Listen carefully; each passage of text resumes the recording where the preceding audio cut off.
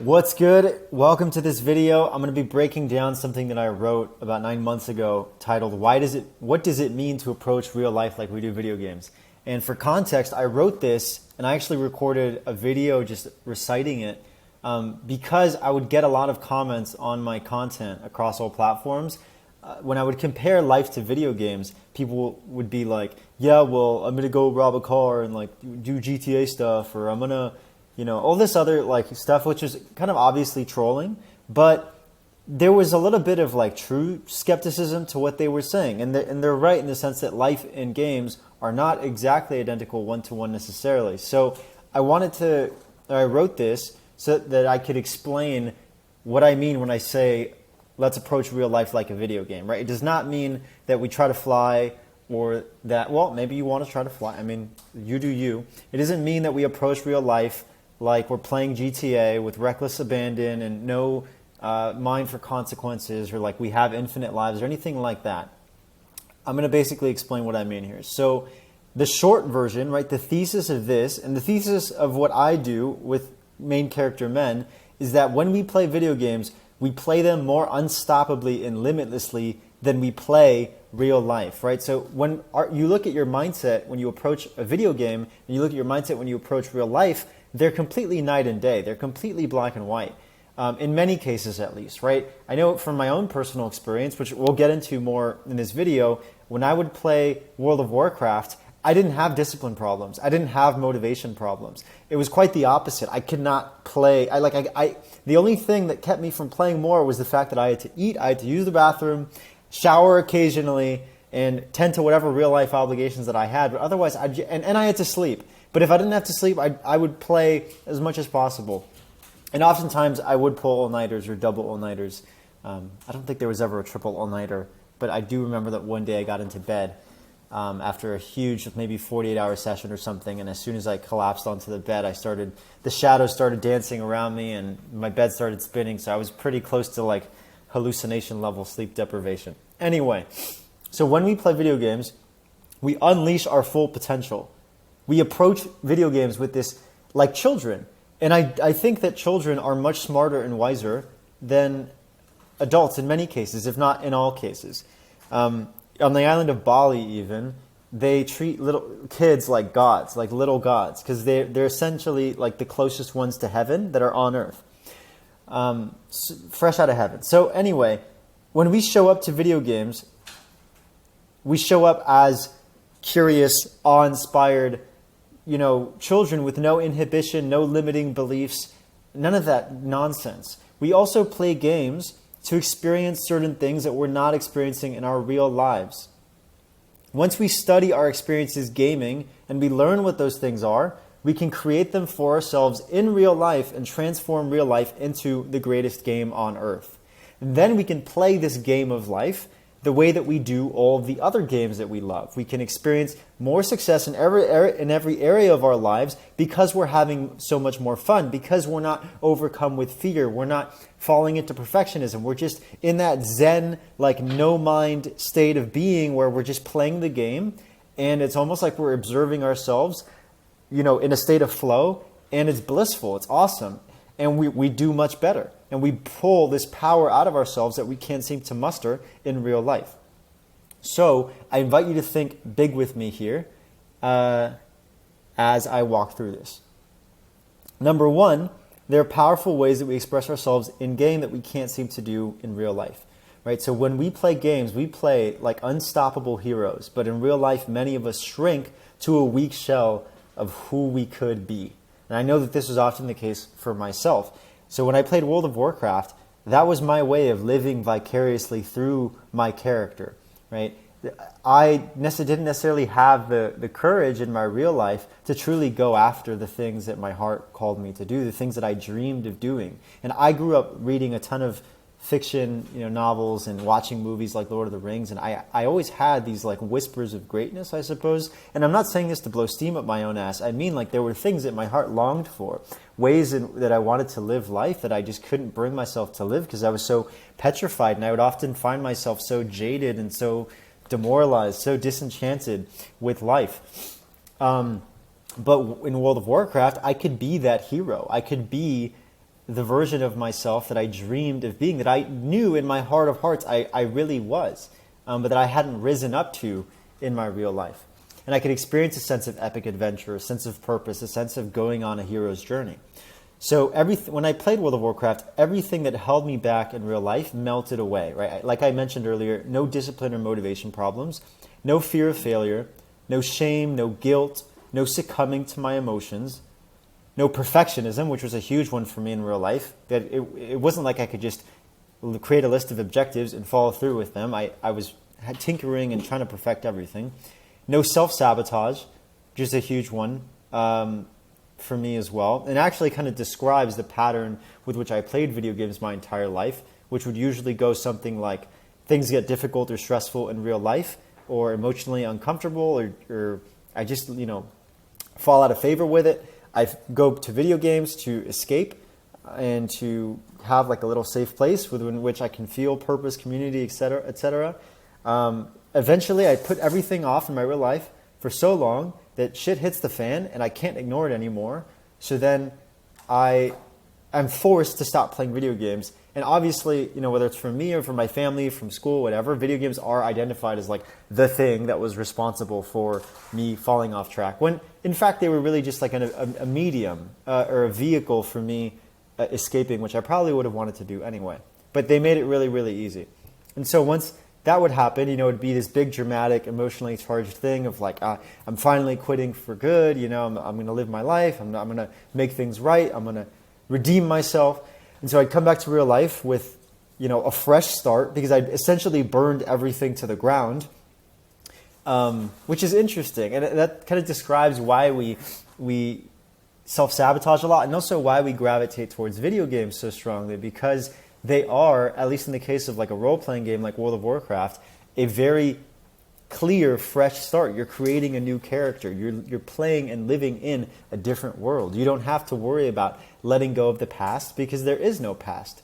And you almost ritualistically like leave it behind as you log into the game.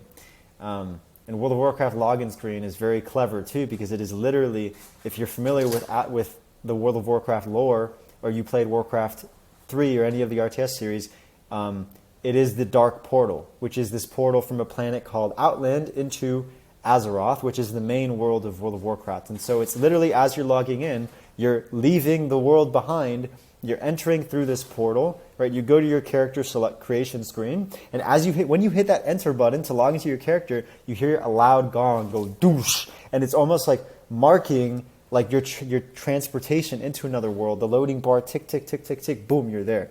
And you're greeted by like the ambience of the zone and the music. So that fresh start ritualism, like that power that's ingrained in some of these games, at least the ones that I've played a lot. RuneScape is also another one. Final Fantasy XIV, huge one that I absolutely adored and still do. Makes these games really attractive. Not to mention when we're self-sabotaging in real life, it's sometimes because we don't know how to let go of things. And the only way that we do know how to let go of things and how to lower the stakes on ourselves to relieve some of the pressure that we're imposing on ourselves is to literally burn everything to the ground, is to self-sabotage so that we have nothing more to lose. Because when there's nothing more to lose and you hit rock bottom, the only direction is up. And so after I'd kind of get out of my video game escapism because I was forced to and I couldn't ignore real life anymore, well, everything's burned to the ground. I'm at rock bottom, only direction's up, fresh start. So great, I'm like relieved. Now I'm approaching real life with that fresh start mentality, that sense of optimism, excitement, inspiration, open-mindedness. And I start working on, stuff again. I go back in the gym, put it back on some weight, some muscle, renew maybe my dating life, work on whatever I'm working on, which might be school, it might have been a job, whatever. And things are going great until they're not again. And when they're not again, it might start with, just a temptation, just a thought. Like, and this could happen years, between years between moments, I suppose. So it could be like 2 years since the last time I played a game, and then the thought creeps in of like, oh, maybe you should watch a YouTube video. I wonder what's happening with this game that I used to play. you watch a YouTube video, you read up some news on it. Maybe you open a Twitch stream, and then, you're playing with the idea, you're flirting with it, and before you know it, you've logged in for an hour, and you're like, I'll play for a little bit. It's kind of boring, but you play for a few more hours, and then you end up playing the whole night, and then the first thing you want to do the next day is play again, because now you're invested, and then before you know it, 9 months down the road, like, you're knee-deep all over again. So, no self-judgment, inner criticism. This is a huge one as well. Didn't have to, at least when I was growing up, I was extremely hard on myself. I still am in many ways, but I've integrated that and learned how to wield that as like a double-edged sword that can be good for me or be bad for me. But I didn't have to I didn't experience that pressure in World of Warcraft for some reason, or in games, because I guess it's just the nature of a game. It is a game, right? Like the stakes are inherently not as high because we're approaching it in a game-like manner. No overthinking. Didn't have to worry about thinking about whether or not I'm playing the right game. So in life, a lot of us, and even I might deal with this sometimes. I think it's a very human thing of worrying and wondering about whether or not you're on the right path, and trying to think about the game instead of just playing it. And this was never a problem in World of Warcraft, especially because I'd come back to the game so many times that I kind of knew it like the back of my hand. And so I just needed to follow the steps, and I knew what to do, and I could just enjoy playing instead of being in my head all the time. Because if you're in your head while you're doing anything, it's not fun. And it's also not the best for performance either. You think about like a piano player in a concert hall or something. They're not thinking consciously about pressing the individual keys on the piano. They've just set the intention consciously to like play a great piece, and their subconscious takes over. And that's part of the reason why our performance in games is so great, because we don't think about like doing what we're doing consciously every second of it. We're not in our heads. We're just like, I'm going to do this, and then we just do it. And then we get into a state of flow, and everything just works out, and we have more fun. We enjoy it more. It's euphoric in a way. No self-limiting beliefs. So no worries about what I can do, what I can't do, all the things that would hold me back in real life due to the way that I viewed the world. When I was in a game, anything was possible within the confines of the game, within the limits of the game, especially because for whatever reason, when I was in a game and I would see someone ahead of me, someone who was diamond ranked, someone who in World of Warcraft might have had like the best raid gear in the game, I would look at them and just be like, oh, if they did it, I can do it too. And I wasn't able to make that comparison in real life for whatever reason. So that's just one self-limiting belief, but there were so many of them. I could probably spend like hours just talking about all of them. No internal resistance or friction, right? Games felt effortless. Games just felt like I could show up and start playing. There wasn't any impulse to procrastinate. There wasn't any resistance around the things that I knew I needed to do that I didn't necessarily want to do. I didn't care about what other people thought when I was playing a game. The anonymity of it and the fact that it was online helped with that. No giving up when things get difficult or boring or grindy. In fact, a lot of the times, like if a game is too easy, we probably don't want to play it. You'd get bored of it. And when things would get more challenging in WoW, I would actually always gravitate towards the stuff that was more exciting, more challenging, whether in PvP. Although I never played Arena or anything. It's hard mode dungeons or challenge modes at the time. The most elite raid tiers in Vanilla WoW when I'd play, stuff like that. And that would actually make me more involved, more focused. No taking things too seriously, because again, it's just a game, right?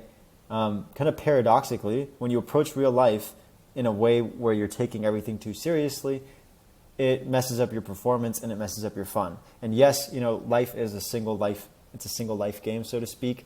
It is like you're playing a hardcore mode of some game, but the people that take themselves too seriously, that often backfires for them. And I've learned that the hard way. So no keeping the score against myself, right? No hyper focus on losses or failures. No commitment issues. No constantly pausing the game like I would in my life to question, is this the right choice? Is this optimal? Should I be doing this in the first place? Should I play another game, right? I would just play the game. I would just set an intention take action, figure it out. No mistakes, no worrying about failure, any of that. No irrational expectations like I must achieve this thing by arbitrary date. And that's another variation or flavor of a self-limiting belief, is all these unconscious expectations that we place on ourselves regarding when we need to have things done by, how we should do things, the right way to do things. When we play a game, we're not worried necessarily about like getting something done by a certain date or doing it in a certain way, unless we're min-maxing explicitly or we're speed running. We kind of just say, I'm going to play the game and I'm going to play as much as possible and I'm going to figure it out and I'm going to get there as quickly as I can by just like throwing myself at it. And also no victimizing myself. And this is a huge one, because oftentimes in life, we feel like life is just happening to us. It's not happening for us. It's something that we're at the mercy of, at the beck and call, at the whim of, right? Like you spawn into the game of life and you're dealt cards that you had absolutely no say in. And sometimes they're good, sometimes they're not. Oftentimes it's a mixed bag. But it's really easy for a lot of us to look at like the shitty circumstances that we're experiencing in real life and victimize ourselves. But that's a trap, because when we do that and we say, oh, I am this way because of XYZ, or this is happening in my life because of, ABC, we're giving up our power. We're relinquishing our power, because we're no longer framing ourselves and looking at ourselves as the person who has control over everything in their lives, as the player of a game, right? It's the equivalent of saying like, I couldn't complete this quest in the game because of this and that and the other thing, when instead you could look at it as like, I didn't complete this quest or accomplish this thing because I didn't level up enough, or I didn't have the right skills, the right materials, etc.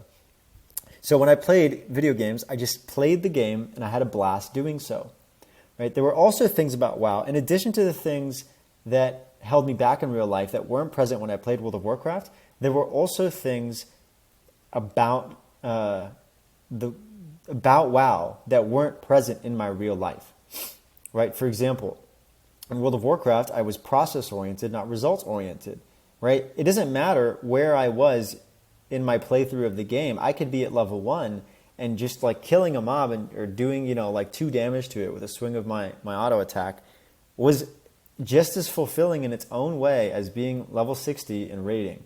And getting that first weapon upgrade or getting the first item upgrade, even if it was like a little gray piece of armor in the starting zone, was awesome. And like I was able to savor that and appreciate it regardless of how trivial it might seem.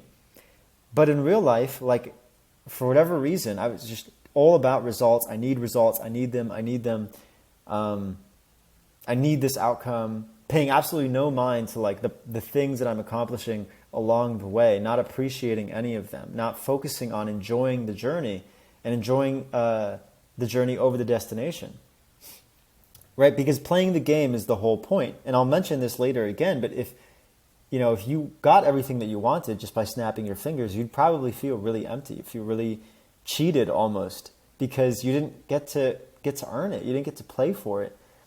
And in a similar vein, if you were playing a video game and as soon as you logged in, the game said, congrats, game over, you won, like that would be bored. No one would play that game, right? So playing the game is the whole point. The journey is the whole point. And that was something I was able to appreciate when I played World of Warcraft, but that I wasn't able to like just let sink in when I was living real life. Unwavering confidence and unapologeticness, right? When I was playing WoW, I was, again, not worried about what other people thought. I wasn't worried about censoring myself or like molding myself for other people to get a certain response or a certain perception out of them. I was just me, and I would have fun, and I would do whatever I wanted within reason and not apologize for it, and I'd just be super confident about it. And again, the anonymity helped with that, right? I allowed myself to be whoever I wanted to be. We talked about this. We talked about the process of rebirth that's built into a lot of these games, and how creating a new character is literally like creating a new identity. And that can be much easier than wrestling with the version of yourself that you've been programmed and conditioned to be, and who you've practiced being for the entirety of your life, versus log into a game and create a new character and go on like an adventure that begins with rebirth on that new character, and leave everything else behind. I dreamed as big as I wanted to and believed in myself as much as I wanted to. we also talked about this in the last section, right? Anything was possible in the game. If there was something in the game that was an option for achievement or completion, then I was certain that I could, with enough time, with enough effort and practice, etc., accomplish it if I wanted to, right? So it was never the case that anything felt out of my reach, which unfortunately is not a way that we approach real life. Oftentimes, I mythologized myself and I allowed myself to be great. Okay, so again, when I was playing World of Warcraft, like I got really invested in my character. My character, I even came up with names for my characters that sounded like they fit the bill for who that character was, their class and race combination. Like I came up with the name Nestalion for my Night Elf Druid because I thought that was a Night Elf Druid name. I came up with the name Ulfgar for my Dwarf Warrior because it sounded like a Dwarf Warrior name. And there would this mythology and like this legend would slowly grow around the characters that I would play, and be compounded emotionally by all of the moments that I had playing those characters, all of like the things that I accomplished, all of the friendships and that I made, the raids that I did, like just the moments leveling, like just by living in that world and building this character from level 1 into like a titan of a character, they would take on their own personal legend.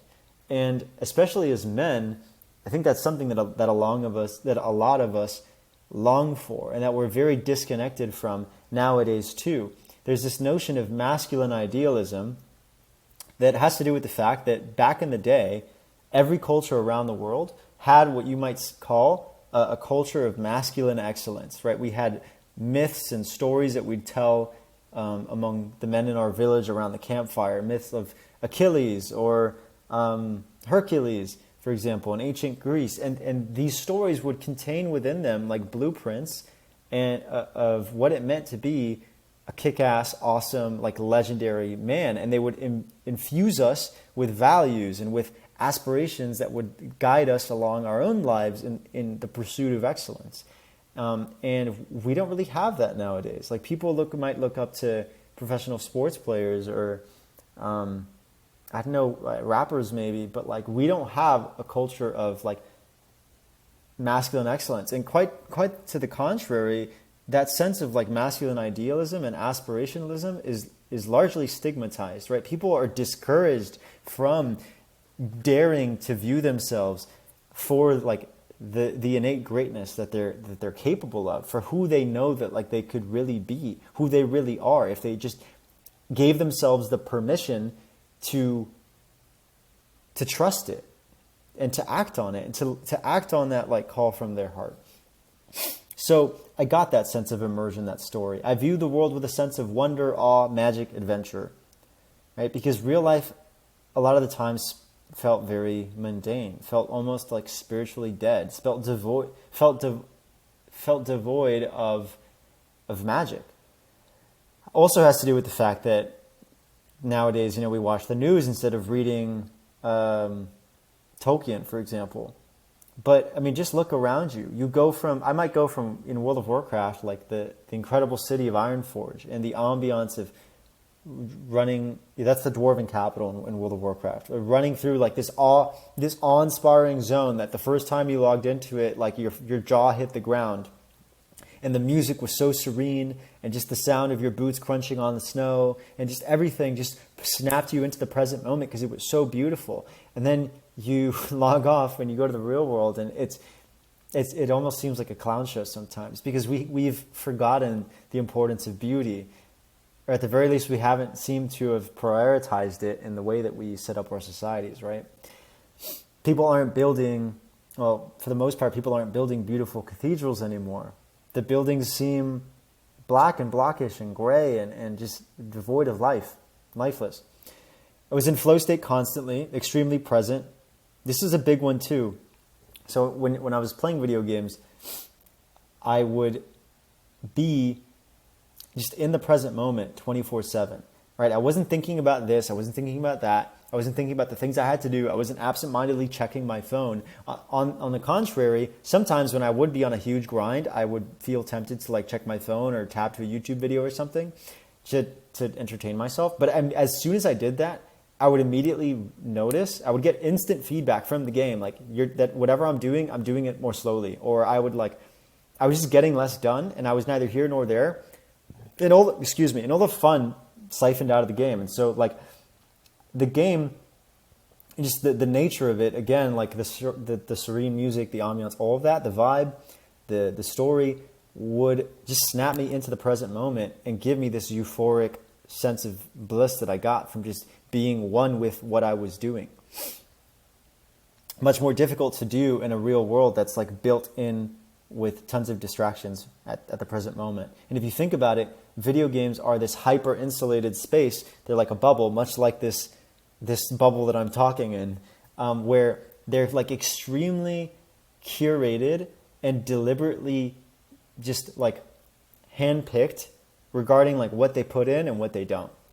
And so, it's that can be much more difficult to do in the real world, where you don't have control over like the things that you're seeing necessarily, the influences that you're allowing into your life, just everything that you allow to be your world in the real world. Like that's something that you have to do the heavy lifting of curating yourself, versus when you're in your video game, it's already been done for you. And when you're logged into that game, it's just you and everything that's within the confines of the game. It makes it much more easy to concentrate and to only entertain the things that like have been deemed worthy of being in the game. Another way to think about this is like, yes, games are optimized for beautiful scenery, beautiful music, meaningful adventures and tasks and all of that. But if you think about it, a lot of these games like World of Warcraft, for example, or any other MMO, are the culmination of years and tens of thousands of hours and sometimes billions of dollars of the best storytellers, the best quest designers, the best human behavior specialists like in the world coming together and making the most optimized environment for human performance and enjoyment possible. And so it's kind of a tough competition when you go to like do that yourself in your real life, because it can take a lot. And that's something that we'll talk about later as well. Like you're not just a player of your own life, you're the game designer. You're the one setting up your life in a way that you actually want to play through. Because otherwise you're kind of just taking what you get. And that in itself is an often overlooked responsibility, I suppose, if you really want to have an excellent quality of life and you want to live life in a way that makes you feel great. Savoring the small wins, we talked about that. Perfect trust and faith that as long as I kept playing the game, I'd eventually achieve everything I wanted. The game is beatable, meaning victory is guaranteed and inevitable. And this is a huge one. It's huge because when we play a video game, we know that as long as we keep playing the game and as long as we keep trying, eventually we'll get good enough and we will have put the hours in to accomplish whatever our objective is in the game, whether that's beating the game, clearing the final raid tier, achieving a certain competitive rank, etc. It's just a matter of skills.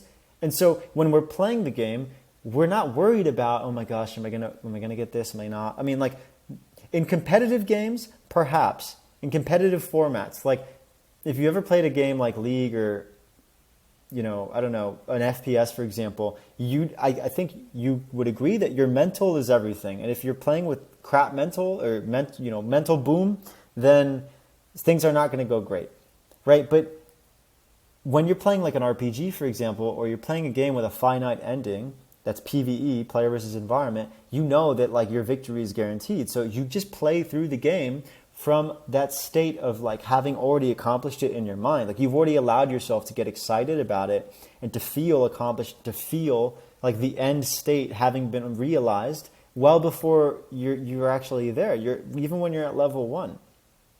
And so you're able to live in the game and play with perfect faith, with perfect confidence, with perfect certainty.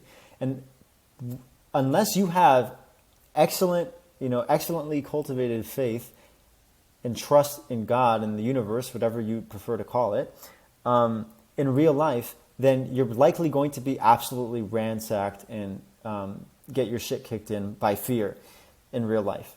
So ultimate ownership, right? We also briefly touched on this. I focused 100% on what I could control, not what I couldn't. I accepted that the game works the way it works. Everyone more or less plays by the same rules, and I'll just do what I can to play the game as best as possible. I wasn't worried about what he was doing. I wasn't worried about all the things, the unfair things about the game. If I was playing a game, then yes, I might complain about class balance or this or that. I mean, I often wouldn't. Some people would. But when I play a game, I know what I'm signing up for. And whatever the rules are, I agree to them. And I'm not focused on the rules. I'm not focused about the unfair of this or that, the other. I'm not focused about the random stuff that might happen. That's the game. And I'm just going to focus on what I can do, what's in my control, which is playing the game as best as possible. I'm prioritizing speed and violent action, right? I'm learning by doing. I'm not thinking, preparing, planning. I'm just go. Like, if you've ever speed run anything, or like when I would start a new character in World of Warcraft and I'd be at level 1, I wasn't worried about optimizing things like very early. Optimization came at the very, very end when I would get my pre-raid best in slot gear and I would be enchanting it and getting the best consumables and stuff. Until then, everything's going to get replaced anyway. I could spend 10 hours trying to get the best in slot gear at level 15 or level 20, but if I just spent those same 10 hours leveling, I would have gotten much better gear and I would have just naturally been 10 times more powerful because I'd be higher level, I'd have better gear, I'd have more abilities, etc. Right? You could spend all the time in the world building the best level 19 character possible, but some other dude takes the same amount of time and just gets to level 60 ASAP, and he could come one-shot you with like no gear. You know what I mean? So speed and violent action, a speedrunner's mentality, or like a server-first mentality, where you're on a new server of an RPG for the first time, and your goal is just to get to max level as soon as possible so that you can actually start doing the stuff that matters, the stuff with leverage. Third-person perspective, or point of view, right? I didn't take things personally. Everything that happened in the game just happened to my character. And I could see beyond myself. I could see how my character was just my character. It's not like in real life where we get so stuck in who we think we are. That identity, or that ego, whatever you want to call it, becomes so firmly rooted within us and so wrapped up with who we think we are that like it's hard to separate ourselves from it at times. And even though it can be an excellent tool for navigating the world, this identity that we take on, it can become a terrible master as well. And oftentimes we fall slaves to it. So I didn't take things personally. I just happened to my character. I could see beyond myself and observe how it's just an avatar that I'm using to accomplish my objectives in the game. And I can change it at will, which is exactly how life works. In life, yes, you have your innate proclivities, the things that make you you.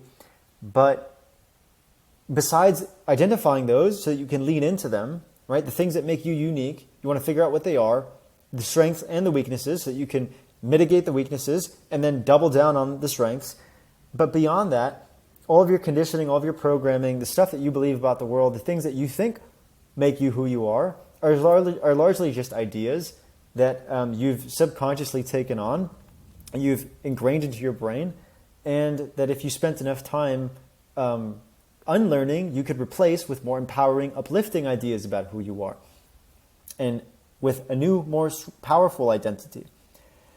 Willing to suck as long as I need to in order to eventually get good, right? And we are all here at some point while playing video games.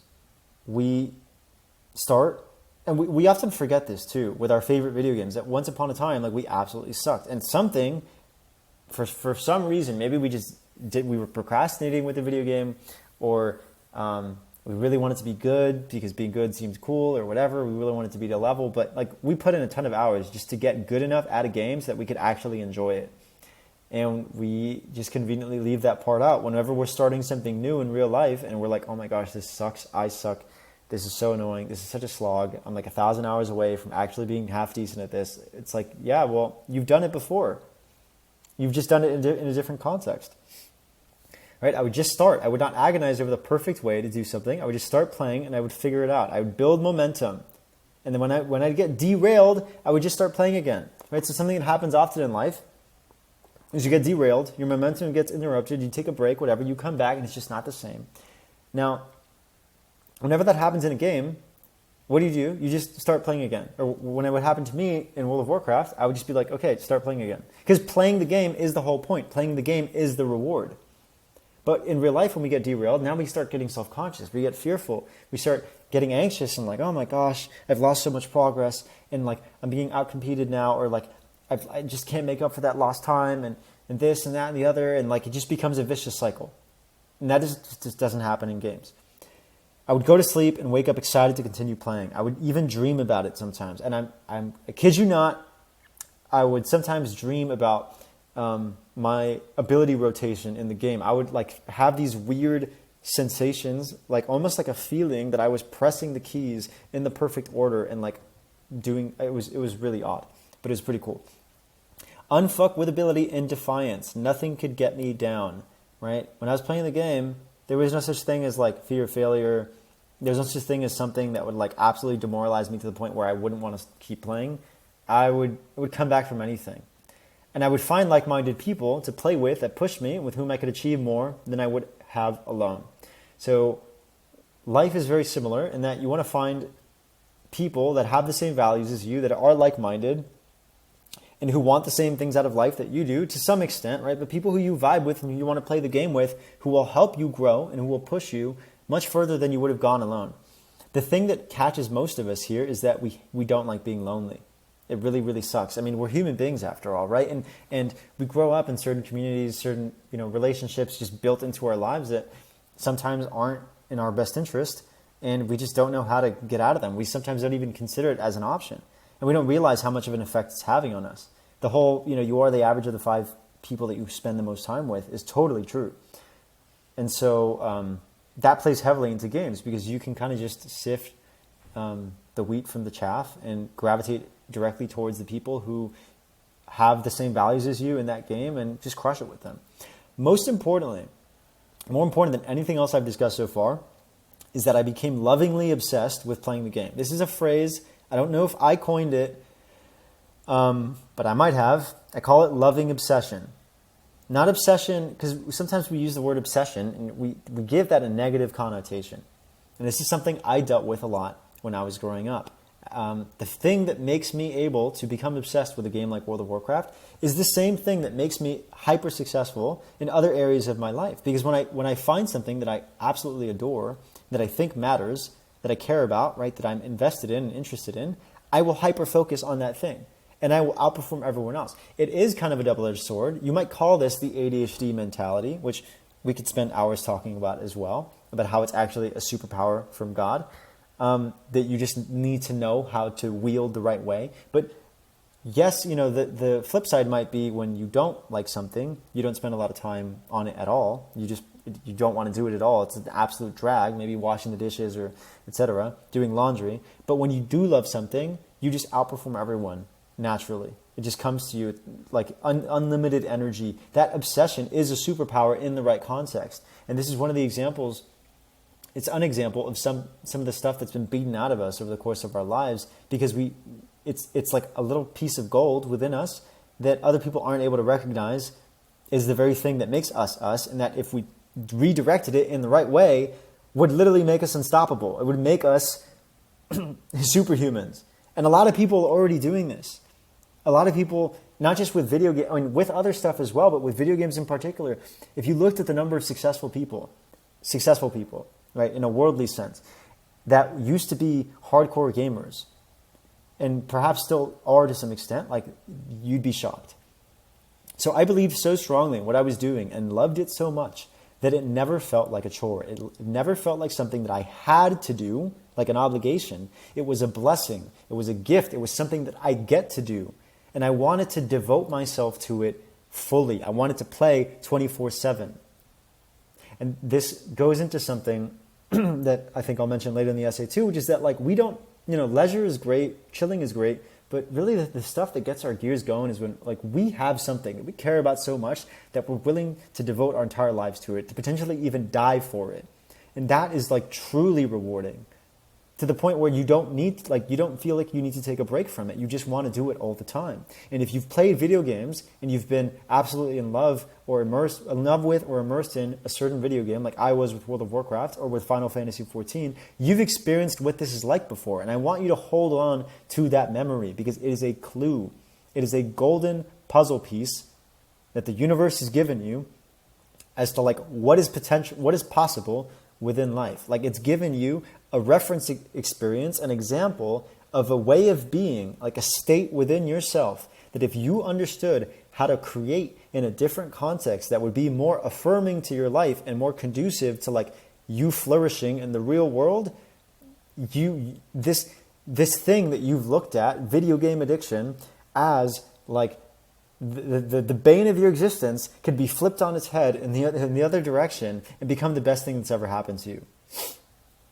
So you might say, understandably, sure, but life isn't a game. There are certain things about my favorite video games that aren't true about real life, and I couldn't approach it or enjoy it in the same way. They're too different. Life is more boring. I don't see the point. Here's the next thing for you to consider. Number 2, why you game tells you exactly what you're missing in your real life. So here's a thought experiment for you, and it's very simple, but pay attention. If real life was more exciting and fun than any video game we could possibly play, then we'd never game in the first place. We would just play real life. So clearly, for each of us, there's something we get in our favorite video games that real life isn't giving us. Again, if real life was more exciting and fun than any video game we could possibly play, right? Every time you looked at a video game, you were like, bro, this is boring. I have better stuff to do in the real world. Like, this is absolute trash. Then we would never game in the first place. We would just play our real lives. So clearly, if that's not the case for you, as it wasn't for me, there is something that you are getting in your favorite video game or video games that real life is not giving you. Something that you're finding in games that you're not finding in real life. And if you were to figure out what that thing or those things are, you could figure out how to get them in your real life so that you could both get them without like the drawback or the opportunity cost or like the shittiness of having to get them from a video game where you're not actually making real world progress. It's having all these other disastrous side effects in your life. So I'll explain my example. After 15 years and 30,000 hours playing or escaping into World of Warcraft on and off, I finally reached a breaking point. This might also be more like 50,000 hours. I'm not entirely sure. I was determined to figure out what kept me coming back to the game, even when I had a great job, a great relationships, great health, and I'd always return eventually. And this is absolutely true. Again, like I told you, it happened in middle school, it happened in high school, it happened in college, and it happened at my first job out of college. This was around COVID time. I was working this great 6-figure tech job in Washington, D.C. I had a great place in DuPont Circle, which was an awesome place to live in D.C., super central. I would walk to Connecticut Avenue below DuPont Circle Park, and I would go clubbing all the time and eat at great restaurants, and I had a ton of cool friendships, and I was making great money, and the work wasn't super demanding. The first 6 months were just training, and it was awesome. But eventually, COVID happens.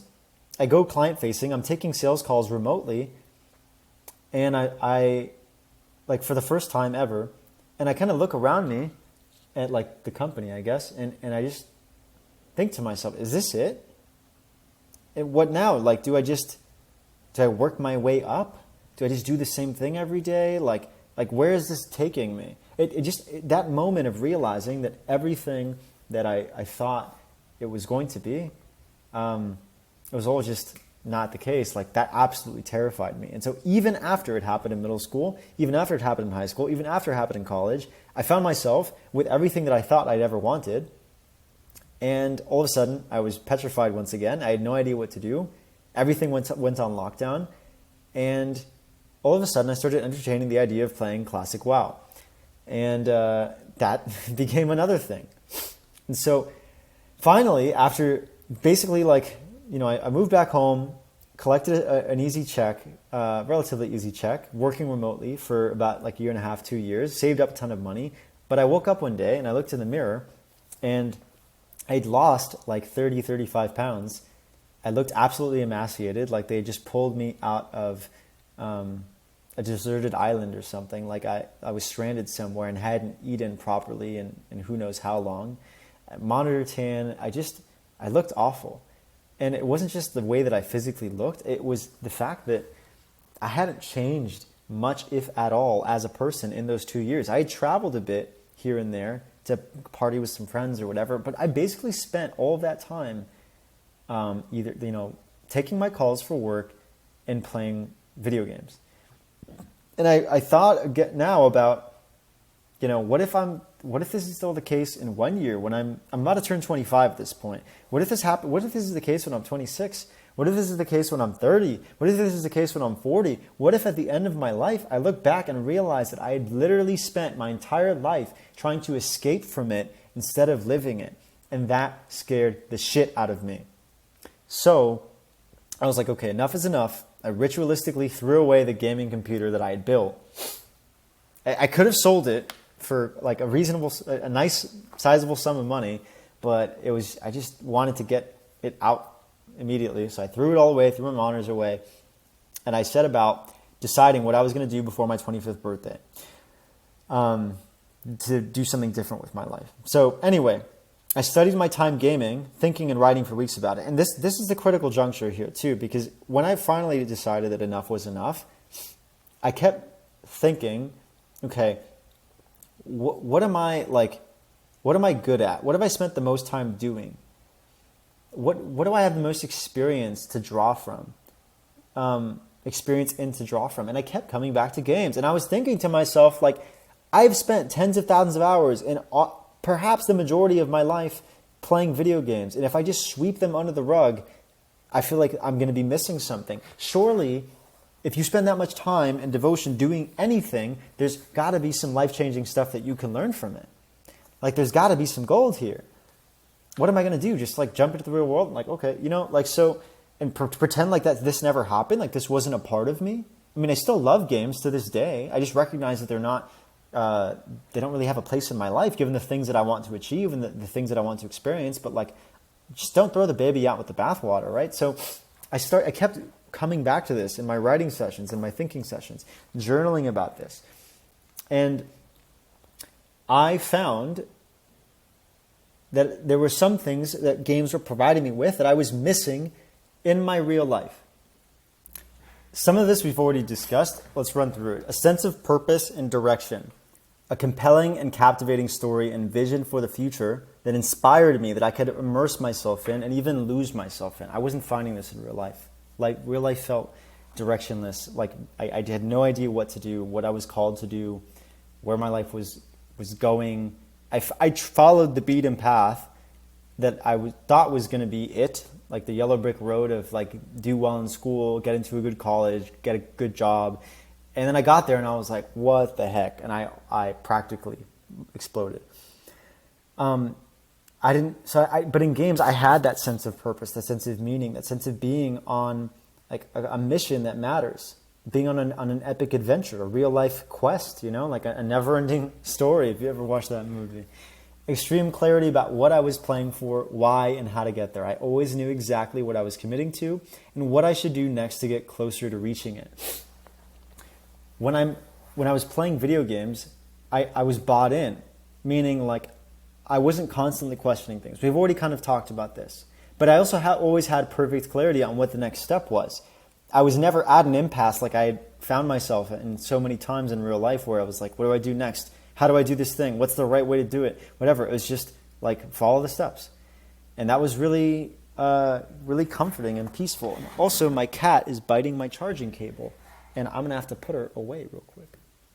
All right, so games had a sense of wonder and awe, a mystical excitement to plunge myself into a magical world of possibility and adventure. I didn't have this in real life.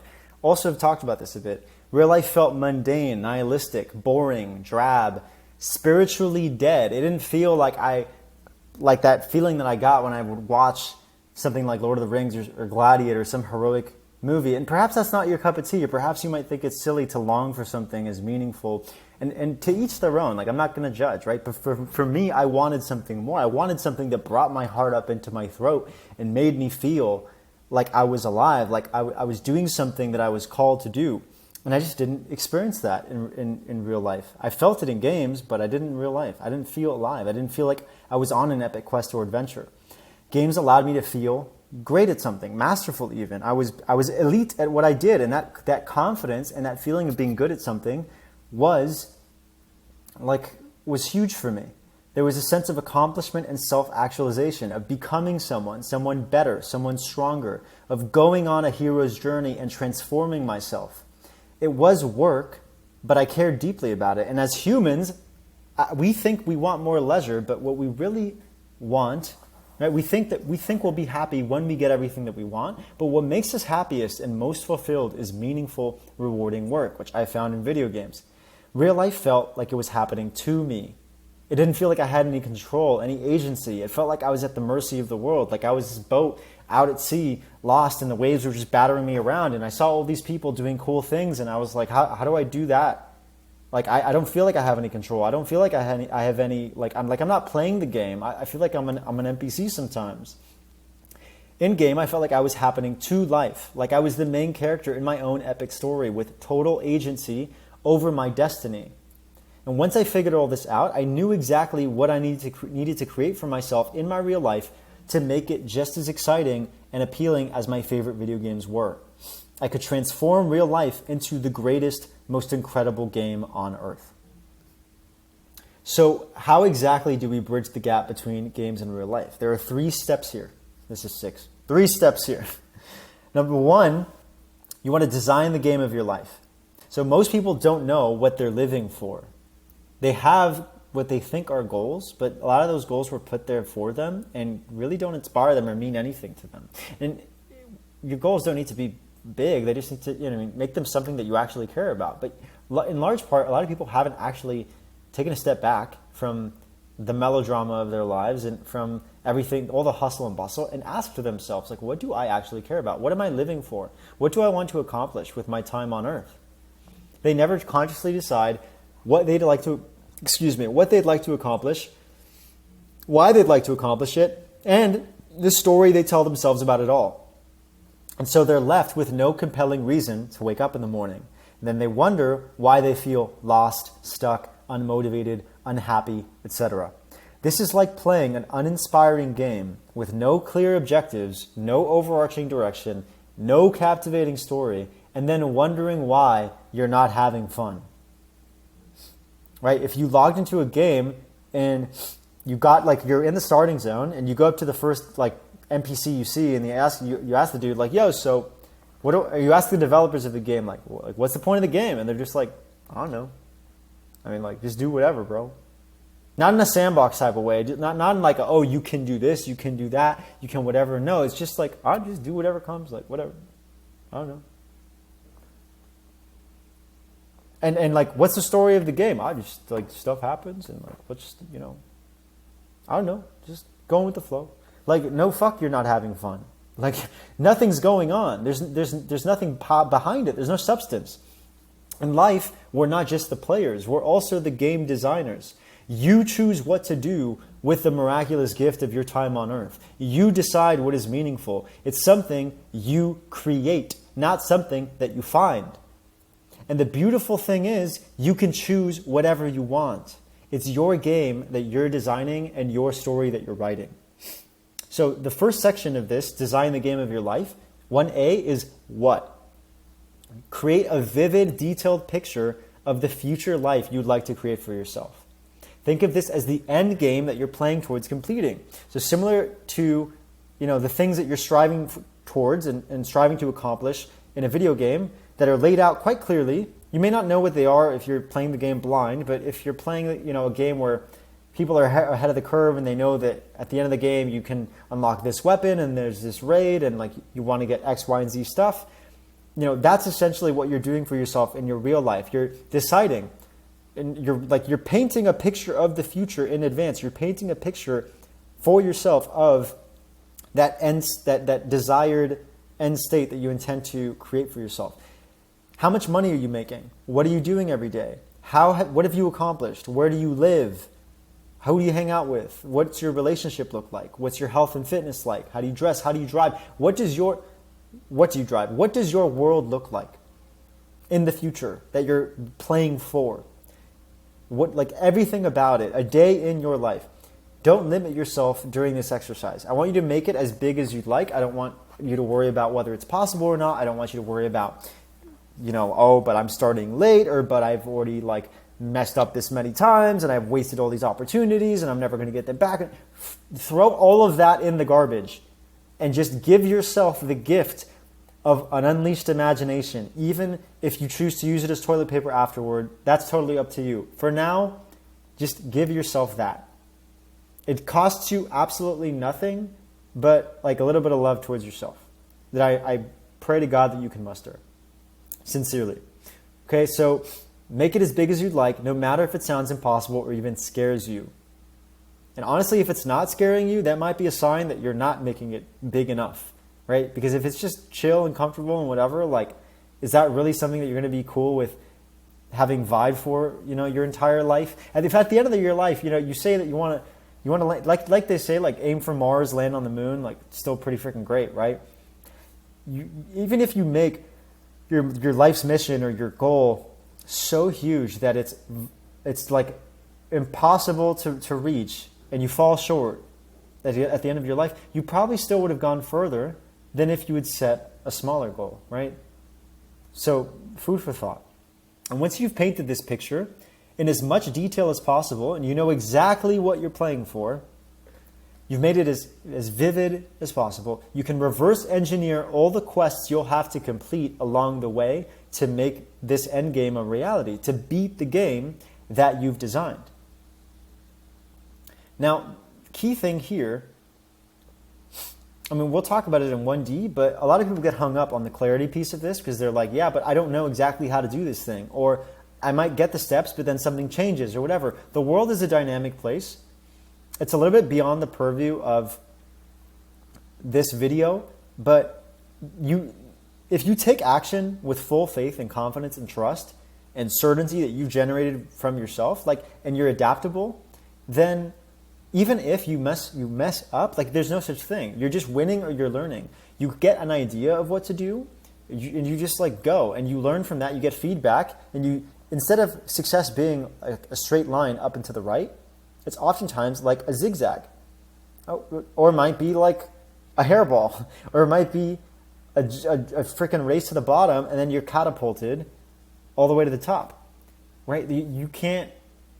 Our need for certainty and for perfect clarity about everything oftentimes holds us back from our greatest dreams because we strive for control. Our minds want control. That's why we want to know exactly how things are going to happen, and as soon as they go or they deviate at all from the perfect plan that we've laid out for ourselves in our minds, we panic. And so part of playing the game of life masterfully is being adaptable and being able to separate your internal state from the things that are happening around you, and to only find the evidence of the things that you want to believe, to be able to overcome any odds and through whatever adversity, insist that you are on the right path. And if you messed up, then that's fine. You just learn from it and you keep going, because the only way to fail is to quit. Now, 1B is why.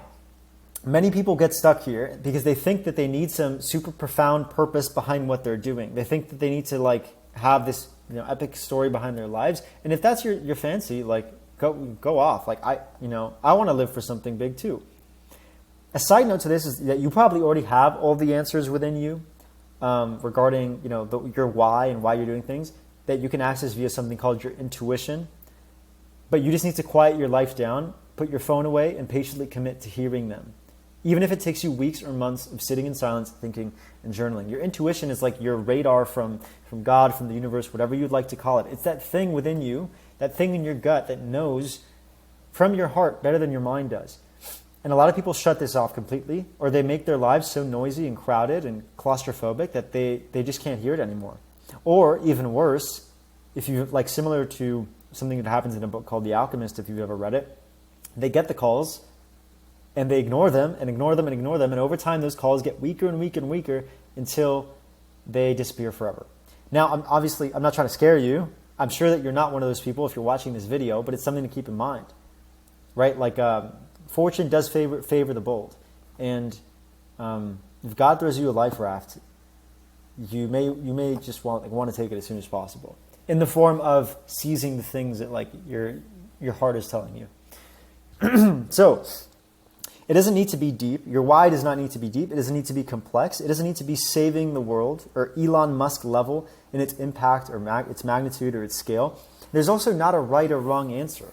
There's not a like, oh, but my why is better than your why. No, it's just as long as you have something that you can emotionally buy into that gives your life meaning, as mundane as it might seem. I just think life is beautiful, or I just want, I just want to, live a cool life. That's it. Just I want it because I want it. That's enough meaning. That's a good why. If you really mean it, like if it actually matters to you and it's able to help you summon powerful intention from within, then like that Bob's your uncle. You don't need to logically justify why something is meaningful to you. Just because can be a perfectly adequate reason. What does matter is that your why evokes emotion.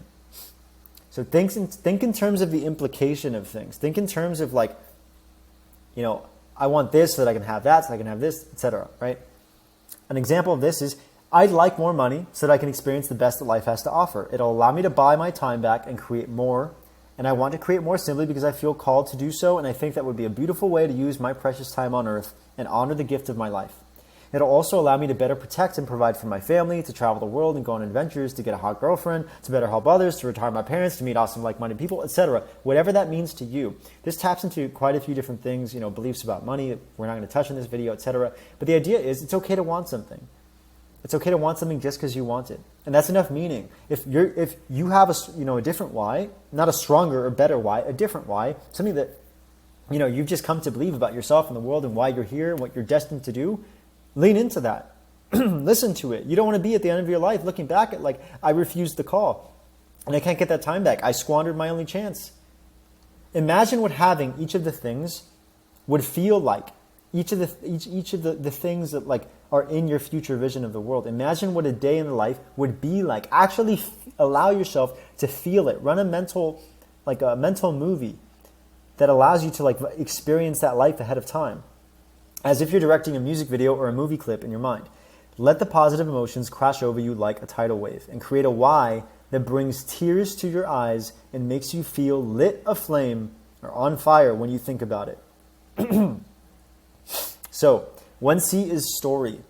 Language, specifically story, is how we give things meaning. I could look at my own life and tell myself any story that I'd like. For example, I could tell myself that regarding the work that I'm doing with main character men, I could just say, yeah, I'm helping dudes who game improve their health, their wealth, their relationships. Or I could say something like this. I could say, I'm on an epic, divinely inspired mission to help 1 million men escape the chains of quiet desperation and despair that keep them stuck existing in real life and only truly living by proxy in virtual worlds. I'm helping men remember the miracle that is life and embrace it in all its fullness.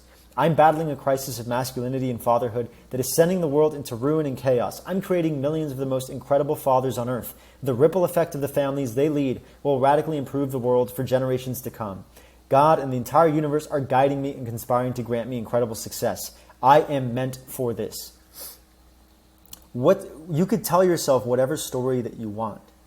There's a reason why, for some of us at least, we all love stories. It's in human nature. And you remember things better when there's a story behind it. That's for a reason.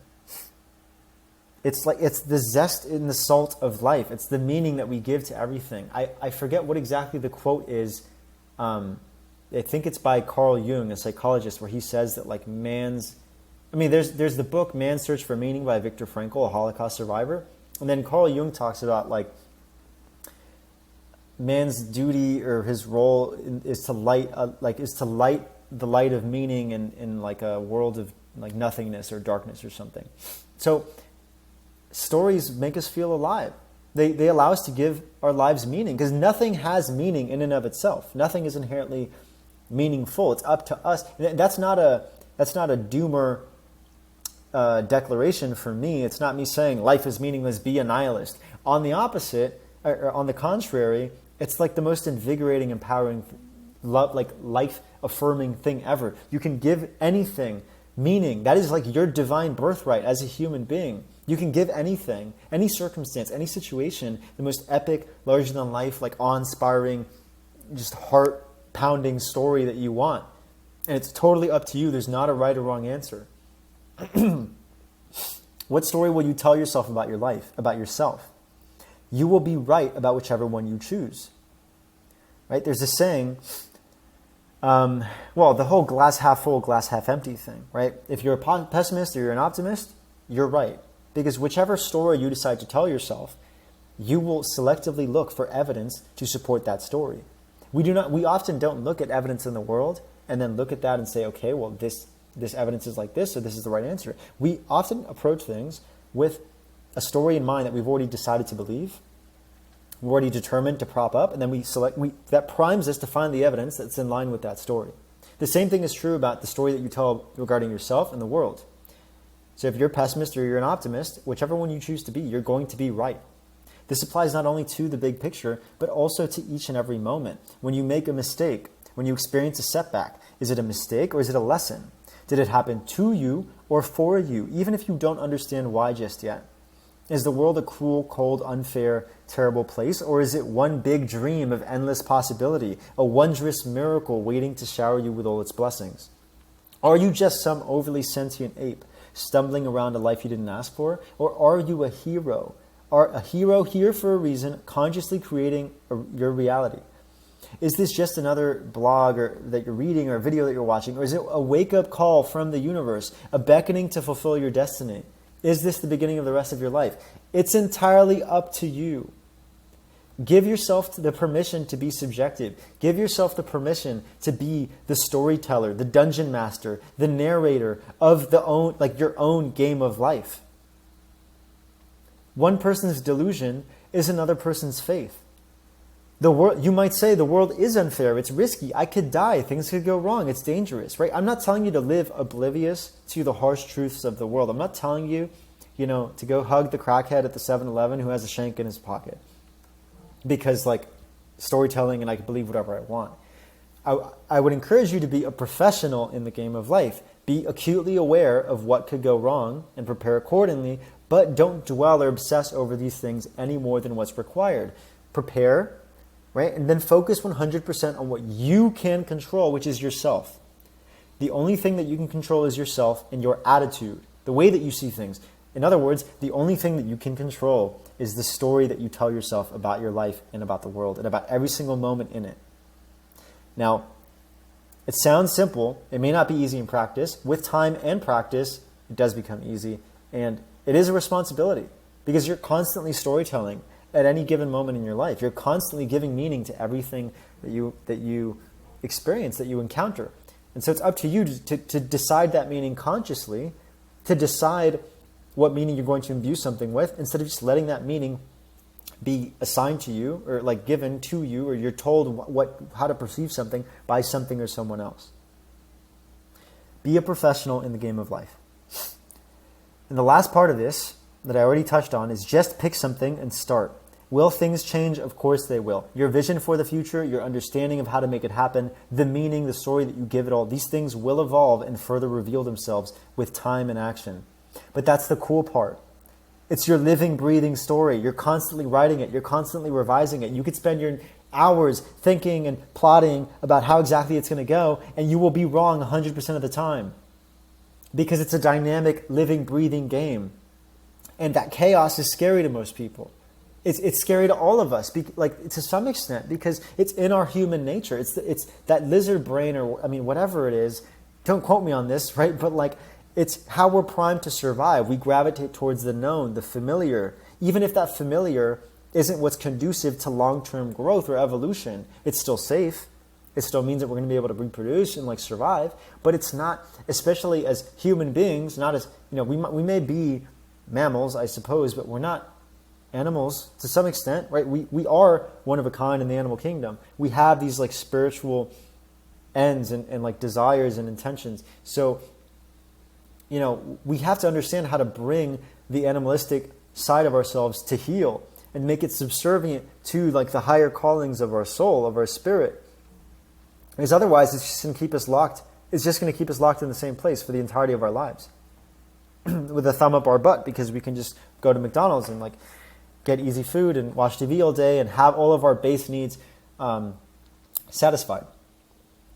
You'll figure out the rest as you go. Lean into the uncertainty. Turn the uncertainty into excitement. If you think about it, just like this bubble that I'm speaking from, if you make this bubble represent your life, right? Think about everything that you haven't experienced yet as being outside the bubble, and it makes you realize there are an infinite number of possibilities and adventures and people to meet and things to do and all kinds of stuff that you haven't even considered yet. Much of which, if not, majority of which, you don't even know exist. And all you've got to do is open yourself up to that. But as long as you stay closed off to it, it's like you're on a river. And that river's flowing and actually the analogy that I like is like you're on a deserted island and it's pretty cozy, but like nothing really happens. And you know there's more to life than this. But, in order to experience more, you've got to build a little raft and you've got to set sail into the open ocean with no guarantee of what you're going to find. The only guarantee that you have is your faith. That's exactly how it is. And a lot of us, again, guilty, because I'm making this video, right? This is not an ivory tower type of thing. This isn't me just on a fucking soapbox. I made this for myself initially, right? A lot of us sometimes, we build the raft and then we like watch it on the shore and don't do anything with it. Or we set sail and then we immediately turn around and come back. Or like we're sailing and 5-10 minutes, an hour a day into our journey, we find like another little island and it's like, ooh, cool little island. We stay there for a bit. And we just delay and delay and delay. And the key word here is surrender. Surrender not in the sense of admitting defeat in some way, not in like, I surrender, you win, I lose. Surrender as in understanding that there is a higher force, whatever you choose to call it, that is guiding you and waiting for you to meet it halfway. And to actually set a firm intention on fulfilling like the calls of your heart. Because like the world wants you to. As silly as that might sound, the world wants to see you win. Despite what you may think, despite what you might have experienced thus far, up until like I just said that on this video, the world wants to see you win. But you have to trust. You have to have faith. And you have to take that leap of faith, and as like Terence McKenna says, find out that all along there was a feather bed waiting to catch you the entire time. So one day you'll figure out the rest as you go. And also remember that one day you'll beat this particular game and you'll have to add more content to it, right? And that's normal. You're going to return to this exercise for the rest of your life. It's not a one and done type of deal. Don't view that as a chore. View that as, oh my gosh, life is so freaking cool that there's endless, infinitely expanding, constantly evolving content that I literally so much that I could not accomplish even a minute toe hair fraction size of it like in this life. Do not fall asleep and regress to living like an NPC, right? Live your life consciously. Do your best. No one's judging you, but like just do your best. Now the second section here, and it's quite brief compared to the last, so I wouldn't worry, is imagine the version, or create your real life character. Imagine the version of you who naturally and effortlessly conquers the game that you designed in step one. So we spoke at the beginning of this presentation, or whatever you want to call it, this video, about how you are not your character in a video game. And that's very clear to you because you're the person behind the keyboard navigating the game world with that character. You can create a new one. You can adjust it. You can customize it. You can decide, everything about it to some extent, right? In real life is the exact same way. You are not your character. And when I say your character, I mean the thoughts you have, the emotions that you experience, that you feel, the sensations that you experience, the beliefs that you have, your identity, who you think you are. That's just an idea. What are you? You're the awareness, observing all of that. And with a simple mindfulness meditation, meaning if you just sit down and you allow your thoughts to come and go as like little dandelions floating in the wind, emotions, everything else, you'll see that you are not any of them. You are the thing that is observing each of them. You're the awareness. You are essentially like if you've ever heard this word consciousness, it might sound like a big word. And I'm not saying that in a condescending way, but like kind of threw me off the first time I heard it. Consciousness, awareness, like you are just this thing that's watching your life and kind of experiencing it through your character, which is your body and your brain and like your mind to some extent. So you in real life, it's exactly the same way as video games, except we can't see that we are actually the player behind the keyboard, because we're not living in like a third person perspective. We're not like all chilling up there like in the clouds in heaven on our like gaming computers navigating our characters down here on earth, right? Like we are in this game. So what does that mean? It means that who you are is not set in stone. You don't need to take it for granted. Yes, you might have an essence about you or something that makes you unique. And again, you want to learn more about yourself. That's why self-knowledge is such an important phrase that you see very commonly tossed about here and there over all the thousands of years of human, or I don't know how many years of human development. Now I sound like a creationist. I don't even know, right? Everyone always talks about self-knowledge. This is why it's important. But then absent that, but after that, rather, understand that like who you are is not set in stone. You could change it. You could create a new character, a new identity, a new person with a new set of beliefs and a worldview, and all of that's subject to change. So, when you're creating this real-life character, again, we're going to define them as vividly and as detailed as possible in absolutely every single domain of life that we can, in relationship to every aspect of our lives that we can. So what are their skills? What are their character traits? And what are their beliefs? These three things are like the main pillars for you to focus on when you're creating a real-life character. Because everything, for the most part, that makes us who we are is a combination of either skills, character traits, and beliefs. Now, when I say apply this to every aspect of your life, you'll see how comprehensive this exercise can get when like you start actually sitting down and giving it some time. Because beliefs, well, there are beliefs about money, beliefs about relationships, beliefs about yourself, beliefs about the world, beliefs about like failure, beliefs about fear, beliefs about doubt, beliefs about all kinds of things. Well, there are all kinds of character traits, emotional resilience, mental fortitude, pain tolerance, like focus, attention, like those are now we're getting into skills too. The lines become very blurred, but essentially you can think of everything as that's a part of you as a muscle, and the more you practice it, the better you get good at it. Also, you can decide what you're going to believe about certain things, and that's going to affect how you play the game and how the game like kind of shows up for you. Again, kind of bleeds into the first section of this, but we'll keep going. How do they, excuse me, that was gnarly. How do they talk? How do they walk? How do they dress? How do they carry themselves? How do they show up in the world? What is their aesthetic? What do they consume? Food, media, art, etc. Who do they surround themselves with? How do people react when this version of you walks into the room? What is their personal legend or mythology?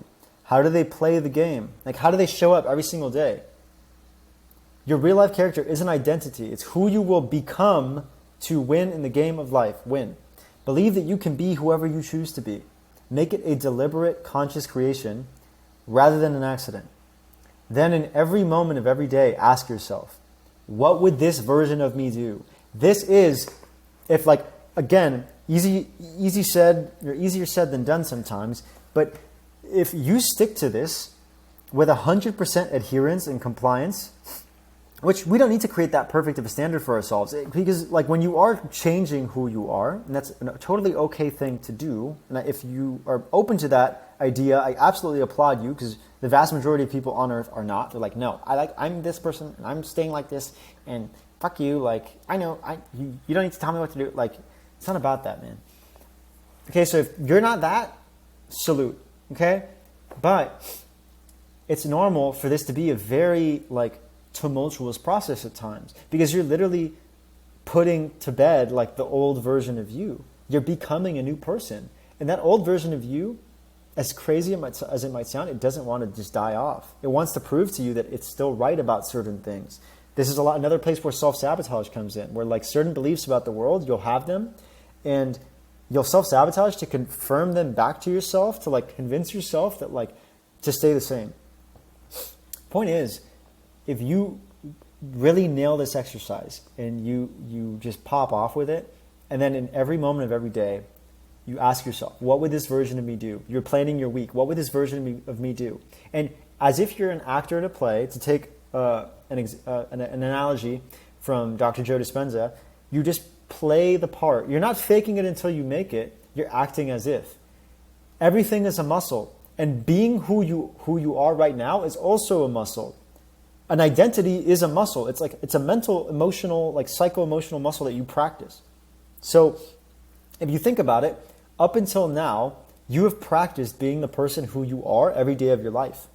So it is totally reasonable and understandable if when you go to practice being a new person, that it's not going to come to you very easily the first time, that it's going to feel a little bit inauthentic, that you might have some imposter syndrome, that the old version of you is just going to slip out because it's a second nature response, like breathing or blinking. You just keep at it. It's all practice. And there's no, yes, perfect practice makes perfect, but we don't agonize over how good the practice was. We just keep showing up every single day and practicing and practicing and practicing and practicing until all of a sudden, like, we are that version of ourselves. And it's just second nature. Okay. Practice becoming them, being them, and your ideal reality will naturally follow. Now, finally, we're at step 3, the third and final step. And step 3 is to finally play the game. If you logged into a game for the first time and it was already over, as I mentioned before, if you beat the game simply by showing up, you would be bored. So similarly, if everything that you think you want in life fell into your lap without you truly achieving it, you would feel cheated. So don't despair that you're not where you'd like to be just yet. You will always find something that you're missing. If you're at the beach, you'll be thinking about work. If you're at work, you'll be thinking about the beach. If you get everything you wanted, you'll be fantasizing about the thing that you don't have. It's your mind playing games. Your mind is a great tool. It's a terrible master. Do not despair that you're not where you'd like to be just yet. You'll always find something that you're missing. Just focus on playing the game. Embrace it, love it, savor it. Release all your unquestioned expectations about how it should or must be played. Appreciate and be present with every moment, the highs and the lows. Because they're two equally beautiful sides of the human experience. And without one, we wouldn't be able to understand or appreciate the other. Every light casts a shadow. I think it's also a Jung quote, right? There's light and dark, hot and cold, light and shadow. Like, everything functions like that. Excuse me. Be grateful. Be grateful that you even get to play the game in the first place. That you're even here as a human being having a human experience. Like, that's incredible, as shitty as things might be right now. And that's not to trivialize or anything that you might be going through. But it's a great perspective reframe. Playing the game is the whole point. This is a meme from South Park. I love it. If you've seen the World of Warcraft episode of South Park, when they finally get to the end of the episode, I think this is Stan, and he's like, "It's finally over. What do we do now?" And Cartman's like, "What do you mean? Now we can finally play the game." All right, so if you've tagged along this far, thanks so much. This may not be for you if you're still here. I began this mission because I know that there are gamers who, just like me once upon a time, want more out of life. They know that there's more to life than this. But they don't know what to do. They feel stuck, just as I was. They're settling for less. They're playing small. They're not living unapologetically and unstoppably. They're not pursuing their dreams. They're not living life on their terms or even trying to. They're not truly going for it. And they may have given up on themselves somewhere along the way. If that's you, I'm here to tell you, don't give up on yourself. You have all the answers. You just don't know it yet. Gamers already have the recipe to living an extraordinary life. It's right under their noses in the last place they'd ever think to look. All the bullshit that holds us back in real life disappears when we game. The most successful players in the game of life already understand the principles that we unwittingly live by when we play video games. So my job is just connecting the dots for other gamers like yourself. Helping them live lives that are so miraculous and incredible that they don't ever feel like taking a break or escaping from them in the first place. So I invite you to join me on this quest to master the game of life and become the main character of your own epic story. Heed the call or neglect it at your own peril. There's a quote, I think it's from Julius Caesar in Shakespeare. It says, "Cowards die many times before their deaths. The valiant never tasted death, but once." So what now? You basically have two options. You could take the advice that I've given you here, and you could try it on your own. However, given that you're reading this right now, you've probably struggled to make a change on your own for a while now, as I did for many years, with no lasting success. And so you'll keep respawning at the same level in your life, being defeated by the same tutorial boss over and over before finally giving up again and staying comfortably put in the starting zone of your life forever. And what I mean by this, the starting zone idea, the tutorial boss, is like, odds are, there's so much to life, and video games are likely just acting as that one thing that's gatekeeping you from actually getting to the real game. In World of Warcraft, it's like the starting zone, if you're a human, is Elwyn Forest, Northshire Abbey to be precise. And it's like these players that spend their entire lives in Northshire Abbey, like they never make it past level 5, level 10. And meanwhile, like the game technically doesn't even start until level 60. There are levels to the game of life that you don't even know exist. Right? All the Bond movie stuff, like it's true for some people, but we haven't gotten there yet. So option 2 is to, instead of continue respawning at the same level, work directly with me and super speed that process. This is like the ultimate real life XP boost. It's like having a game manual and someone who's already beaten your level of the game to coach you through it themselves every step of the way. And I've done this with multiple other people already, while showing you strategies and real life cheat codes that you didn't even know existed. And finally, you would make your life, you would finally make your life more enjoyable, as enjoyable, if not more enjoyable, than even your favorite video game. And you'd finally stop living a life that's basically tinted with shame and guilt and missed potential and a lack of self-respect. So if you choose to work with me, here's how it looks. The quick summary is that it's ultimately about finally taking control of your life and living it in a way where you never feel the need to escape from it in the first place. You won't need a break from your life, because if anything, you'll become so obsessed with leveling up your real life character and with living the game of life and experiencing it to the fullest potential, everything that it has to offer, that you'll want to play 24/7. You'll have the opposite problem.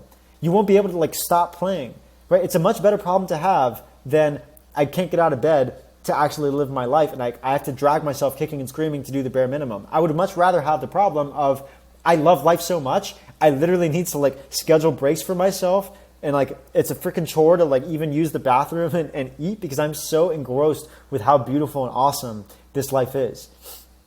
So here are the things that we focus on in brief. We take you from stuck in the starting zone to finally leveling up in real life. So you probably think there's no way real life could be as great as a video game. And when I say this, you think I'm lying. And I once thought the exact same thing. Whoops. I once thought the exact same thing. But I promise you, leveling up in real life hits different. Because it's real. You don't feel like you're living a double life. You don't feel like you have to live vicariously through one of your video game characters, through their epic story and all the cool things that they're doing in their game world in order to feel fulfilled or happy. You don't feel like you're just existing in real life and actually living in video games. And nothing compares to that. Absolutely nothing.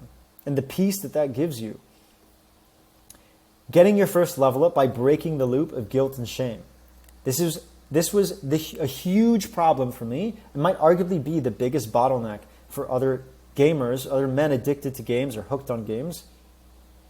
All the guilt and shame surrounding this as a destructive habit and force in their lives, and all the things that they've missed out on, right? Confronting the massive wall of shit that you've been perpetually running from, that has been sitting in your closet and is only getting bigger the more that you ignore it. We all know that when we're playing games like this, we're doing it to avoid confronting things. Whether it's a hard conversation with yourself, a thing that you got to do but you don't want to do, something that you're trying to put off until you're absolutely forced to look at it. Think back to the story that I gave you early on in this video of I would use games to delay the inevitable until I literally could not ignore it, right? And so we want to finally confront that stuff and just get it over with and clear it up once and for all, and release all of the shame and the guilt that we've allowed to accumulate around gaming, but also just elsewhere in our lives, so that we can move forward in peace. Because that guilt and shame, if anything, are just acting as that guilt and shame are acting as a ball and chain bars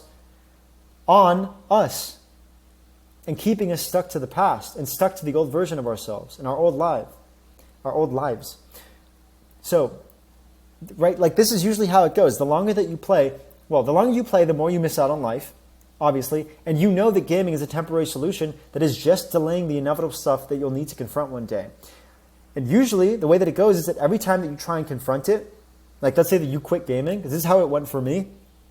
You'd finally like quit the games, you'd come back to real life, and you've burnt everything to the ground, or like you've just missed out on the time. There are consequences, right? It's like coming back after having been teleported somewhere, Jumanji style or something, and you're reminded of all the time that you wasted and all the opportunities that passed you by, and it makes you sick to your stomach, and you're overcome with more guilt and shame. And because now you feel bad thinking about all the consequences of your gaming escapism, you go right back to the game once again to avoid feeling bad. And so you game more and more. And then when you finally come back out of that little bout of escapism, now the consequences have piled up even more and you feel even worse about it. So you go back again and it's this bad loop, this vicious cycle. And once we break that, it's the first day of the rest of your life. Lastly, becoming a pro player in the game of life. This is you having your cake and eating it too, right? I'm not going to tell you that video games are freaking hellspawn. I still love video games. I'm just honest with myself about the place that they have and that they don't have in my life, and about the things that I want to do with my life. And I can still appreciate the good while leaving the bad, right? Instead of throwing video games away and all of your experiences gaming out the window, we're going to turn your video game addiction and all of your time spent gaming into the greatest thing, the greatest blessing that has ever happened to you. Because these exact behaviors are your keys to getting everything you want out of life. If you approached real life the way that you approached your favorite video games, you would blow people out of the water, and it's not even funny. So, a few testimonials from some of the people that I've already worked with. This was a 30-year-old client. He was 30 years old at the time of us working together. And I used to play video games with him. I used to play hardcore video games like World of Warcraft, like EVE Online. He was heavy duty. He played absolutely all his life. He put me onto video games when he was a teenager and I was younger than him. Like that's how long we've known each other. And like he texted me this one day out of the blue. Something weird has happened. I don't want to play video games anymore. This is a dude with a full gaming setup. He's also a sales professional. So he works as a salesman. And as a consequence of like the work that we were doing together, he earned over $20,000 in commission at his sales job in 1 week. Because he no longer feels like he needs a break. My personal life and my business life are interwoven. I don't feel the need to escape because I'm exactly where I'm supposed to be. The better I do in my real life, the more things make sense and I have a sense of purpose. Before I would sabotage my success because it's so easy to play a game and I feel like I'm working towards something, learning a cool new skill. In reality, I'm just pushing away my hopes and dreams, drowning out the voice in my head that tells me you can do better. You can't create if you're constantly consuming. Now I'm putting in the work, checking myself, limiting beliefs one at a time as they come up. I'm actually working on myself and I see the progress. Things don't bother me as much because I've learned about acceptance. You just have to accept the way things are and make peace with what is bothering you. Everyone has different problems. It's when you let those problems get in the way of your true greatness, everyone can unlock their true potential. You just need to change the way you think. It comes from within. That's powerful. Going from hopelessly addicted to video games for the majority of your life to being able to quit them cold turkey, just waking up one day and not feeling the need to play them at all, to then like going back to your sales job and making $20,000 in a week. It's powerful stuff. Another testimonial I'd like to share with you. This is from the mother of a young man that I worked with who was 13 years old, and we worked together. And I worked with men from the ages of 13 to 40. I'm just going to read you the testimonial because this went far beyond video game addiction. The video game stuff we nipped in the butt quite quickly, but we ended up working together for a while. So Christian has been a true blessing to our family. When we started with him, our 13-year-old son was on ADHD stimulants and an antidepressant. He was drifting into a very dark place. Therapy and meds just weren't helping him. In fact, traditional therapy and meds were making him worse. Christian focused on empowering our son instead of enabling him. It was not an easy road, but after 3 months of Christian working with our family, our son was off all medications. He supported our family on a much deeper level that no mental health professional was able to do. Our entire family grew spiritually, and it all started with Christian. Our son has been off meds for months. With a lot of hard work, our son has shifted his mindset and has the desire to help himself. We thank God for Christian coming into our lives. He helped our son move away from a very dark path and take control over himself. We believe he saved our son's life. If you want to read the full testimonial, that's just an excerpt. You can go to this Twitter link right here. It will take you to the pinned tweet on my Twitter profile with screenshots of the email that she sent it to me, and then you could read the thread and read the whole testimonial. Last testimonial I want to share with you is the second link. That'll take you to another tweet on my profile. It has like a write-up and a bit of a transcript of a video Q&A that I did with one of my customers, Jason. This is also on my YouTube channel. Jason was he works as a sales job as well, and it was a new position that he took on because he wanted to make a career switch, but it became very overwhelming very quickly. In fact, about a month into us working together on a 3-month term, he got an ultimatum at work telling him that if he didn't meet his numbers, he was going to get fired. And so we hustled and bustled quite a bit, but he didn't realize that all the overwhelm and the stress was causing him to escape into video games more and more. He didn't think that he had a problem, right? I'll read, he says it here somewhere here. So he says, everything was mixed in together like a guilt ball. I didn't think I had a problem with video games, but I honestly did. I really was using that as a crutch and or an escape from a lot of things. That mental itch was getting too big, right? Fast forward, must be like 9 months later now. At the time of the testimonial, it was about 6. He's hit his numbers 3 quarters, maybe going on 4 quarters in a row. Kept his job, making more money again, has a great life, or rather a great relationship with his family, and just has his priorities in order. So if this sounds like something that you think you would benefit from, go ahead and click the link below, and I really look forward to meeting with you. Hopefully I can be of value and help you out. So God bless, and hope to see you soon. Peace.